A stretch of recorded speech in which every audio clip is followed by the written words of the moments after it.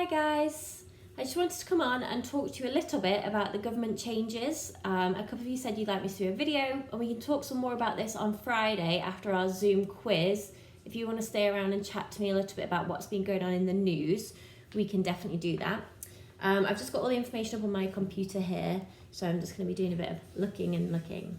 So the lockdown was quite strict. We were only allowed to go outside once a day for an hour to go and exercise or to go and buy essential supplies like food or medicine. And we have been staying at home. There are some changes to the lockdown restrictions though. So the first thing that's changed is that you can now go outside for more than 1 hour a day. So if you want to go and do more exercise or go for a run around for longer or more than once, you can now do that. You can have as much time outside as you like now. So that's really good for me. I've been going running, I'm going for walks around my local area, and that means that now I can go for longer walks, or I might be able to go for 2 runs in a day. A big change is that now one person from one household, so that might be your mum or your dad or your big sister, can go and meet one other person from another household. So at the moment, we've only been able to hang out with the people that we live with. But the change now is that one person can go and meet one other person. That doesn't mean that 2 people from your house can go meet another person. That's not allowed. Or that 2 people and 2 people can go meet up. It can only be one person and one other person. And the rule is that you still have to keep 2 meters apart, which is quite far, 2 meter sticks.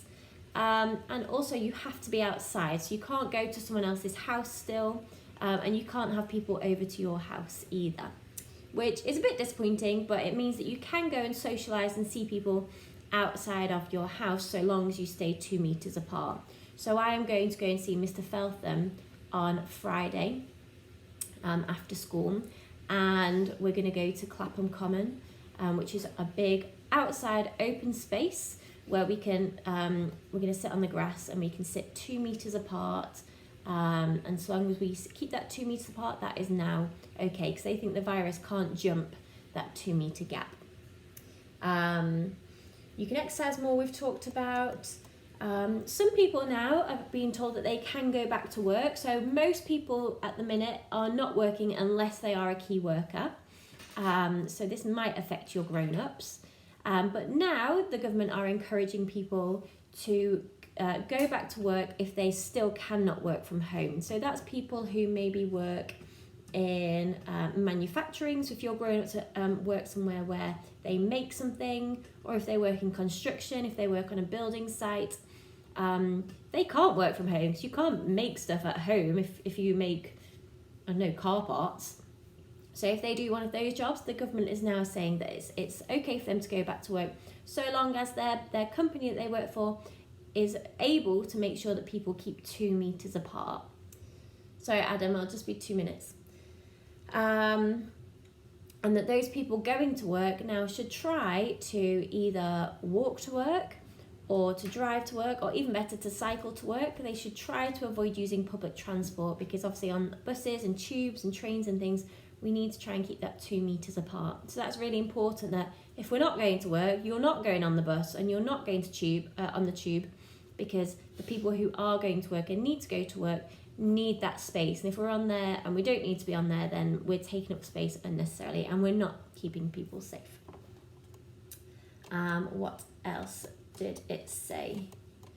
It said, it talked about some schools, schools trying to go back to school, schools going back to school from June the 1st, which is, so we've got the rest of this week, next week, and then the week after that is half term. And then the government have said the week after half term, which is the 1st of June, that schools can start to have children come back, which is great news, because that is what we're all totally missing.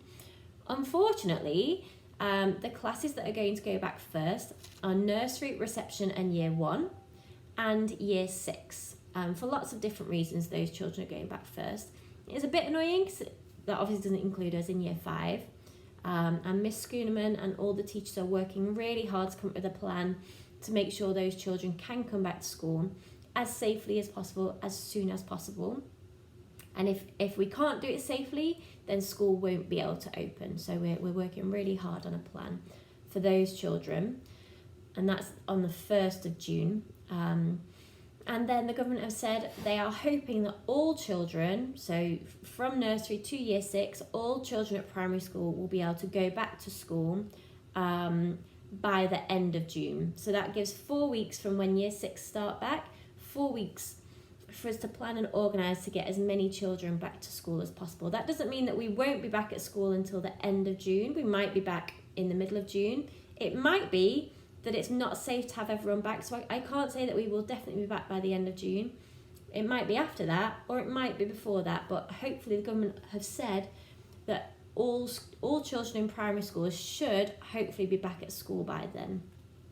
If there is an increase in the numbers of coronavirus, it will mean that the lockdown will go back to what it was, and no one will be able to go to school, and we won't be able to hang out with people from outside our house, and we will have to go back to just an hour outside a day. So it's really, really important that everyone still follows these new rules. Really important, because we don't want to go backwards and make this even longer than it's already been. So you still need to stay home as much as possible. You can go out more, but it's still better to stay home as much as possible. If you do go out, you should not be going to someone else's house still, and you should be meeting one other person in a big wide open space like Clapham Common or Eelbrook Common or Norman Croft Park, somewhere that's a nice open space. You shouldn't be meeting someone on North End Road, because that's a much smaller space and not good enough for us to maintain that social distancing. The social distancing is still really, really important. What we don't want is people to get sick. I know some of you have been sick at home. I know some of my friends and some of my family have been sick. Someone in my family has died of coronavirus. So I really, really do not want to make things any worse. It's been a horrible, horrible 6 or 7 weeks since we've been locked down, and I want to get back to normal as soon as possible. But it's really, really important that we do it a little bit at a time, and we are really, really careful and still being super, super sensible. So if you know that your grown-ups aren't following the rules, you now know what the rules are, so you can tell them. Make sure that you are keeping yourself and your family safe. If you have any more questions about this, I will be around after our Zoom quiz on Friday to answer some more questions for you.